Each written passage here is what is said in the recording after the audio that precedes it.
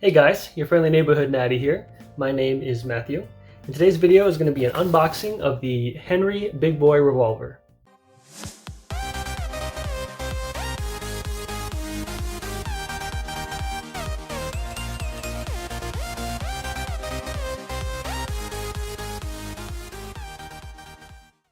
So I've been looking for the Henry Big Boy Revolver for a long time, ever since Henry announced it a couple months back.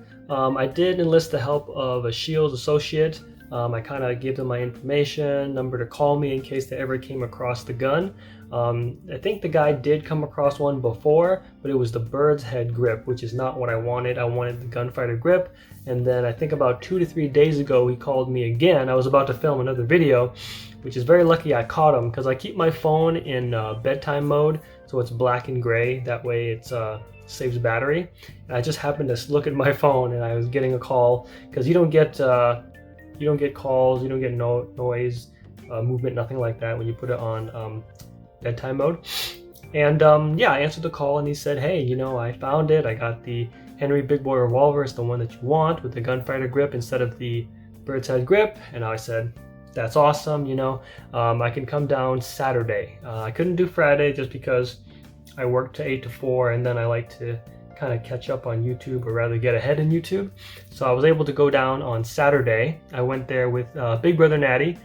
He had to do a couple of things. I had to get groceries and get the gun. So we did that, and here she is. Woo! Let's go ahead and look at it. So right off the bat, you got your typical kind of paperwork. You know, there's a Youth Handgun Safety Act. It's pretty good for you, for your kids, you know, to get into, to read. What do we have? Ammo inspection, test fire. So it looks like somebody had test fired the gun, inspected the ammo, final inspection, packaging, things like that. We have some tags. And then we have kind of the instruction. So the one that I wanted was the gunfighter grip, this one right here. You can also get it in the bird grip. That's what my guy found first, but I said no, I wanted this one. So those are the two versions you have. What is this? So I guess this is saying that they also made the revolvers in 22 long rifle and 22 magnum. I didn't know that. I thought it was just 357, which is the one that I got. So that's interesting. Maybe that's like some future options they're gonna offer. Oh yeah, it says caliber, 22 long rifle, 22 magnum. Interesting. Yeah, I only knew about the 357, so not bad. So besides that paperwork, you kind of move the styrofoam here. Styrofoam lid, I guess is what you call it. That goes out of the way. And then that is the gun itself. Now we have the lock here. Obligatory lock that you always get with every gun. And then looks like these are some extra sights here. So looks like it's a new front sight and maybe a rear sight. Let's look at the gun and find out. Here she is. Ooh boy. Would you look at that? That's pretty dang gorgeous. The brass polish frame or grip frame, that's fantastic. So I paid $799 for this gun. Yeah, I was quite surprised. I asked him, I'm like, oh, am I gonna pay MSRP? Because I did pay MSRP for the Colt King Cobra and the Ruger LCP1. But he was like, no, because the MSRP was like $929. He's like, no, we'll just charge you $799. I was like, okay, why couldn't they do that before? But that's fine, I'll take that. And then I guess I came in at a good time. They had like if you buy a certain amount of product above a certain price, you get $25 off. And then I also realized I have 2 $50 Shields coupons. So I was like, yeah, just throw that on there too. So it's another $100 off. So at the end, it really only cost me, after sales tax, of course, government must have their money, only cost me $723.04. So not bad. Not bad, you guys. So let's see. First of all, I would say that just comparing kind of like the finish, this looks kind of like a Ruger finish to me. So not like your Smith & Wesson, not like your Colt, of course. And so let me see if I have it here. Yes, I do. So if you guys remember the Ruger Single 6, so this gun is well, you know, it's an old Single 6, right? Back from like 1960. So the finish here is kind of your Ruger finish, kind of known as like a black kind of finish. And I would say that this is very similar to the Henry Big Boy Revolver. Just based on light refraction, it's kind of very dull bright, dull light, dull light. So it's pretty similar. Let me get another comparison. So this one, no, not this one, but this one also, I remember when I sent it to Classic Single Action, it was also the kind of a Ruger finish, and I remember that light was dull as well, although not as bad. Let me see. Oh yeah, it's a little bit better actually. So the Smith & Wesson finish, that was on the Samurai Edge. I don't have that with me right now. I have to go get it, but I have a real Smith & Wesson. This is the 10-7, and obviously the finish here is way better than the Henry Big Boy Revolver. So I'd say the finish that the bluing that Henry does standard on their revolvers is very similar to kind of Ruger's level of bluing finish. Now the brass grip frame, so this is pretty neat. They actually polished the brass. This one does appear better than kind of the one that I had with my Man with No Name cowboy gun. But I would like to say first of all that when I sent this to Classic Single Action, I wasn't looking for a super high bright brass polish, you know. It was just kind of like I wanted it better than Uberti's kind of like terribly ugly brass finish. I wanted it better than that, and he did a good job with that. But just comparing the two, you know, different circumstance, the brass is better or brighter. It's brighter on the Henry Big Boy, you know. But keep in mind that this is also 700, you know, 30 bucks, right? Well, no, $799 before I got my discount. So, you know, it's a lot more expensive. So that might be why the brass polish is better on this gun, because they put more time there, you know. But again, I wouldn't say bad things about Classic Single Action. You know, I just wanted the brass better than its ugly standard, and honestly, he did that pretty well, exactly what I wanted. So just for the $799 base price, you're getting a pretty good brass polish finish. The bluing is very similar to Ruger's, you know, Ruger's bluing, typical kind of standard. Now for the sights, because we have these thingamajiggies. Yeah, the front sight is held on by a screw right there. There's a screw that the front sight is held on by, and so you have another front sight. So I'm guessing that's to kind of help you decide what ammo you want to use and where you want it to hit. As far as this second thing, oh, it's also a front sight. Let me take it out of the bag and show you guys. They're both front sights. There you go. Hold up. They're both front sights. So I guess, yeah, one is quite tall, the other one is quite short. And I would say the one on the gun is in the middle. So I guess you have three sights that you can kind of mess around with to make sure whatever ammo you use for fighting, self-defense will hit where you want it to hit. So there is no rear sight, it's your dovetail kind of sight.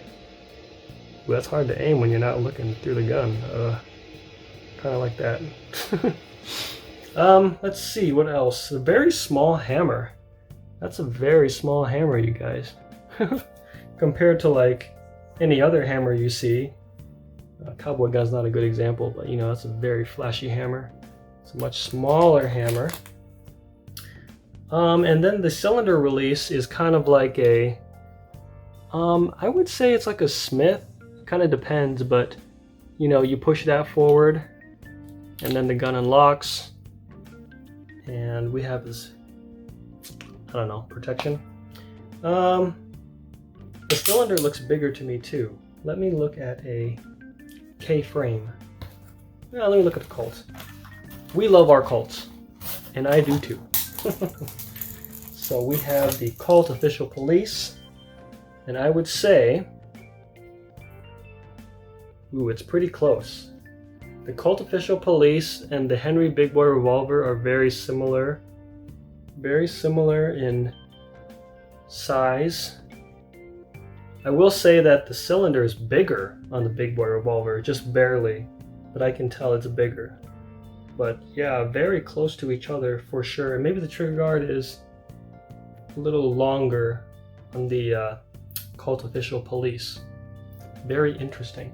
I think the one question I want to know if this is going to fit a K-frame holster.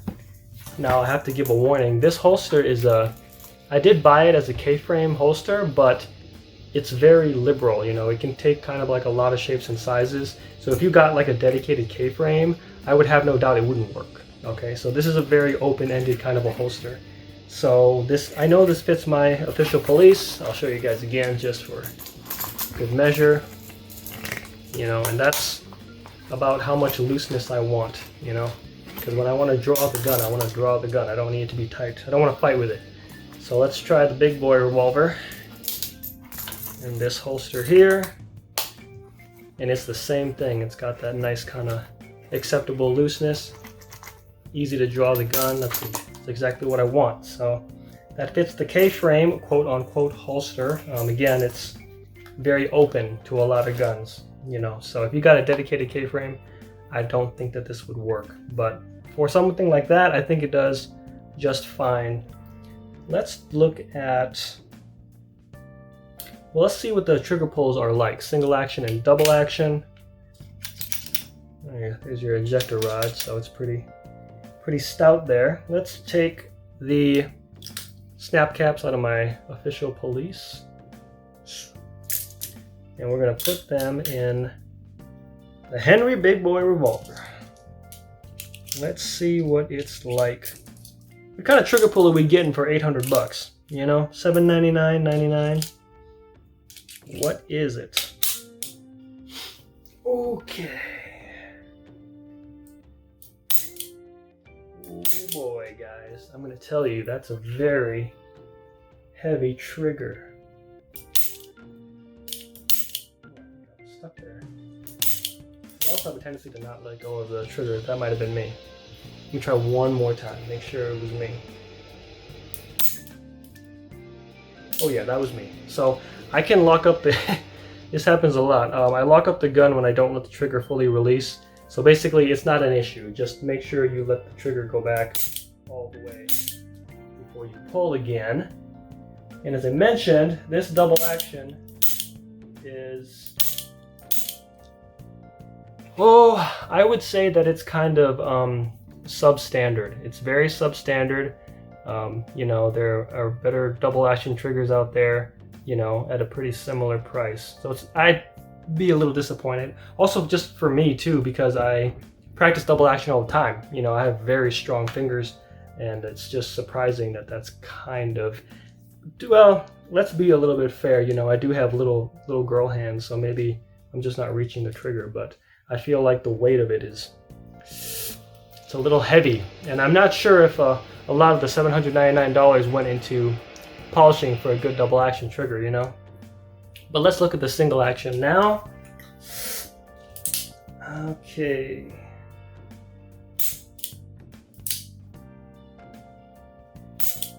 So there's a little bit of take up. I can find the slightest little bit of take up before the hammer drops.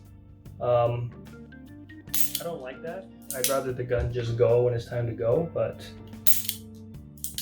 you know, maybe if I practice more, it might work itself out. There's definitely better triggers out there. I've certainly gone through better ones, but I don't know. I was looking forward to it, so I can't complain too much. I wanted to get it. Another thing I noticed is that there's a lot of screws. Not just the screw on the front sight. Not just a screw on the front sight, but you got a screw like, you know, in the back here. Right there in the, you know, on that brass frame. So, I don't know. Is that a good sign or a bad sign? But you got Henry's symbol here. You got it right there on the gun, so it's engraved. Oh, how do we, come on. Yeah, you see that. You see that boy right there. And on the grip too, you can see that as well. So, both sides. So, that's kind of cool. Kind of neat. There's screws on both sides of the grip as well.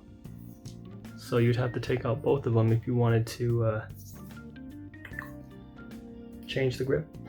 Change the grip, I guess. It also kind of reminds me of a Ruger, like, you know, guys know the old Security 6, Speed 6. Isn't there another one? Speed, Security 6? Oh, maybe not. I don't know. But yeah, it kind of has that, like a kind of like this humpback, you know, come down like that. That's what it kind of reminds me of. It's a little ugly, you know, just a little bit, but but I'm not gonna complain too much. It's just an aesthetic thing. So yeah, that's it for the Henry Big Boy Revolver 357. This is the gunfighter version. You can get it in the bird's grip as well. But being a 4-inch gun, I'd rather have the regular standard gunfighter. So I would say look forward to a range video, but a few things happening in my life right now. First of all, I'm getting a LASIK surgery on the 10th of August, and that's going to be about, I was put on kind of like a health insurance card thing to where it's $245 and some cents a month for 2 years. And then if I do that, then it'll be paid off. And honestly, I will probably pay it off before 2 years, so it's not a big deal. No interest. And then also, school loans should be coming back now. I got the notice from, because you guys know I graduated, I got a notice on the school loans that, you know, the deferment is going to end in October. So you got to start paying those back now. I was paying a little bit, but you know, now they're going to want more money, you know. So basically I'm going to be losing a little bit more money for monthly expenses, a little higher than $1,200 a month. And so I will try to set aside money. Right now I took extra hours at my job, so I already do 40 hours a week, and now I'm looking at adding, so 5:30 to 10, Tuesday, Thursday, Friday is going to be 4.5 hours, right?